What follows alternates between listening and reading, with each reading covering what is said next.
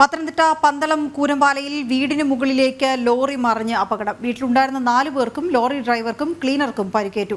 ആരുടെയും പരിക്ക് ഗുരുതരമല്ല.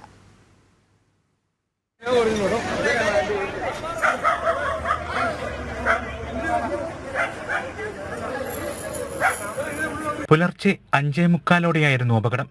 തിരുവനന്തപുരം ഭാഗത്തേക്ക് കാലിത്തീറ്റയുമായി പോവുകയായിരുന്നു ലോറി. നിയന്ത്രണം നഷ്ടപ്പെട്ട വാഹനം റോഡിൽ നിന്നും തെന്നിമാറി. റോഡിൽ നിന്നും താഴ്ചയിലുള്ള വീടിന്റെ മുകളിലേക്ക് മറിഞ്ഞു. വീട്ടിലുണ്ടായിരുന്ന രാജേഷ്, ദീപ, മീനാക്ഷി, മീര എന്നിവർക്ക് പരിക്കേറ്റു. ലോറി ഡ്രൈവർക്കും ക്ലീനർക്കും പരിക്കുണ്ട്. സമീപത്തെ ആശുപത്രിയിലേക്ക് ഇവരെ ഉടൻ മാറ്റി. ഓടിക്കൂടിയ നാട്ടുകാരാണ് പരിക്കേറ്റവരെ പുറത്തെത്തിച്ചത്. രാവിലെ 5:45 സംഭവം. അപ്പം വന്നു നോക്കിയപ്പോൾ ലൈറ്റ് ഒന്നുമില്ല. അവരുടെ ഭാര്യയും ഭർത്താവും പുറത്തിറങ്ങിയാണ്. കുഞ്ഞുങ്ങളകത്തായിരുന്നു.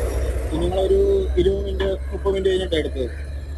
മൂത്ത മോടെ കാലിന് പരിക്കുണ്ടെന്ന് തോന്നുന്നു നല്ല രീതിയിൽ. പിന്നെ ഡ്രൈവറും ഉണ്ടായിരുന്നു, കിളിയും ഉണ്ടായിരുന്നു. അവർ ആംബുലൻസ് വന്നപ്പോഴത്തേനും അവർ കയറി. അവരുടെ തലയ്ക്ക് നല്ല പരിക്കുണ്ട്.